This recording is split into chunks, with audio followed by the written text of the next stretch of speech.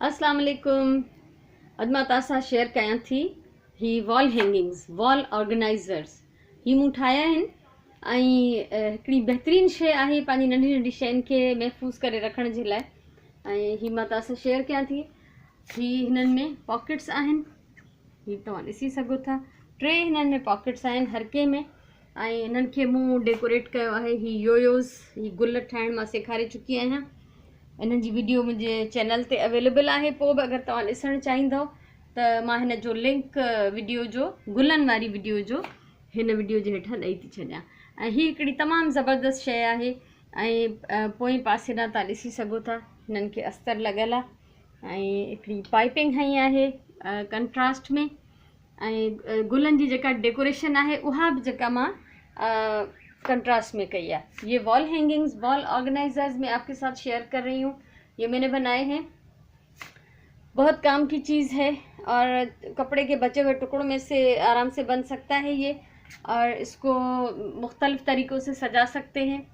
अच्छा, इसका इस्तेमाल जो है वो अगर आप दीवार पे इसको लगा लें तो आप लोग इसमें अपने जो बिल हैं, रसीदें हैं, कागज़ है इस तरह की ज़रूरी, वो आप रख सकते हैं।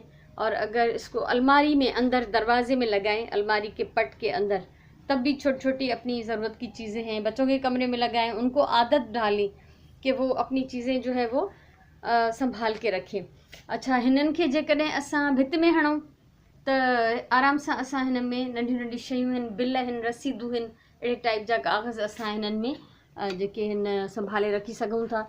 कबट में जेकॾहिं रखूं त दरवाज़े जे अंदरि कबट में असां हिन खे टंगियूं त ही जेके पॉकेट्स आहिनि हिननि में असां आराम सां जेका है ज्वेलरी आहे, नंढी नंढी शयूं आहिनि ज़रूरत जूं, चाबियूं आहिनि मुख़्तलिफ़ क़िस्मनि जूं, असां उहे टंगे सघूं था। हिन में महफ़ूज़ थी वेंदियूं। ऐं तव्हां ॾिसो था त ही इन्हनि में कोई कपिड़ो बि घणो इस्तेमालु न थियो आहे ऐं मुख़्तलिफ़ रंगनि जो यूज़ करे सघूं था असां कपिड़ो। पोएं पासे ॾांहुं हिकिड़ो अलॻि लॻल आहे, अॻियां हिकिड़ो अलॻि आहे। चाहियो जेकॾहिं तव्हां त ही 3 हिन जा खीसा जेके आहिनि उहे अलॻि अलॻि रंगनि जा तव्हां ठाहे हणी था सघो। पाइपिंग ॾिसो था अलॻि रंग जी आहे। ऐं हिननि खे हैंग करण जे लाइ मूं ही हिन में हैंगर विधी आहे। ऐं हिननि खे सिबण जो तरीक़ो इंशाल्लाह मां जल्दी शेयर कंदसि।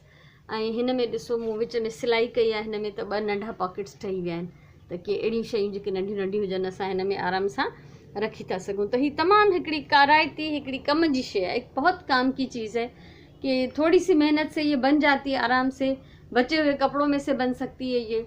तो अगर आप इसे बनाएं और हर बच्चे के लिए अलग बनाएं, उसके यहाँ पे आप इनके नाम लिख सकती हैं। ॿारनि जा नाला तव्हां हिते भर्त भरे एम्ब्रॉयडरी करे हणी सघो थियूं त जीअं हू पंहिंजी पंहिंजी शइ सुञाणे सघनि। हर कंहिंखे पंहिंजो हिकिड़ो अलॻि जेको आहे अहिड़ो वॉल ऑर्गेनाइज़र हुजे त नंढियूं नंढियूं स्कूल जूं शयूं, पंहिंजी डायरी आहे, पेंसिलूं आहिनि ऐं स्टेशनरी जूं जेके बि अलॻि अलॻि शयूं रखी सघनि था। ऐं जेकॾहिं अहिड़ो तव्हां किचन में हणो त किचन में तव्हां हिन में पंहिंजी रेसिपीज़ जी डायरी, रेसिपी बुक्स या कागज़ आहिनि, अगर उन्हनि ते तव्हांजूं खाधे जूं तरकीबूं लिखियल आहिनि तो तव्हां उहे हणी सघो थियूं। अगर आप इसको किचन में लगाएंगे तो आप इसमें अपनी रेसिपी डायरी या अपनी जो भी कुकिंग की आपकी जो हैं, अगर कागज़ों पे लिखे हुए हैं या कोई बुक है, कोई कॉपी है या किताब है कुकिंग की, वो रख सकते हैं। तो वो इनका यूज़ जो है वो आपकी अपनी मर्ज़ी पे है और आपकी अपनी सोच पे है कि आप, और अगर इसको आप सिलाई की टेबल के साथ लगाएं जहां आप सी रही होती हैं, सिलाई करती हैं, तो आप इनमें जो है अपने रील, बटन, धागे इस तरह की चीज़ें रख सकती हैं। ठीक है, तो सिलाई जे लाइ सिलाई जी टेबल जे भरिसां अगर उन साइड ते ही लॻल हुजे त तव्हांजा रील, धागा, बटण, सुयूं ये सभु हिन में आराम सां पूरा अची वेंदा। सो मूंखे उमेदु आहे तव्हांखे हीउ मुंहिंजो आइडिया वणियो हूंदो ऐं इंशाल्लाह हिन जे सिबण जो तरीक़ो, हिन जी सिलाई जो तरीक़ो मां तव्हां सां जल्दी शेयर कंदसि। ऐं जेको बि तव्हां मां सिखणु चाहींदो त आराम सां हिन खे ॾिसी सघंदो। त हीउ हिकिड़ो आइडिया जे लाइ मूं तव्हां सां जेको आहे वीडियो शेयर करण जी कोशिशि कई आहे। सो ज़रूरु पंहिंजी राय ॾिजो तव्हांखे कीअं लॻो। ऐं पंहिंजे टाइम जो सही इस्तेमाल करे ही असां अहिड़ा नंढा नंढा कम करे सघंदा आहियूं, वक़्तु न विञाइजे। ठीक है, तो अगर आपको अच्छा लगा हो तो लाइक करें, कमेंट करें, वीडियो शेयर करें, चैनल सब्सक्राइब करें, क्योंकि ज़िंदगी रही तो मैं और बहुत कुछ आप लोगों के साथ शेयर करना चाहती हूँ, बहुत कुछ आप लोगों को सिखाना चाहती हूँ। तो मुझे उम्मीद है आपको ये पसंद आया होगा। हमेशा मां चवंदी आहियां पंहिंजी ॿोलीअ सां प्यार कयो, कमु हमेशा प्यार सां कयो ऐं पंहिंजे टाइम जो सही इस्तेमालु कयो। सो अल्लाह तव्हांखे ख़ुशि रखे। इंशाल्लाह वरी कंहिं ॿी शइ सां, कंहिं ॿी कम जी ॻाल्हि सां मिलंदासीं। तेसिताईं अल्लाह वाही।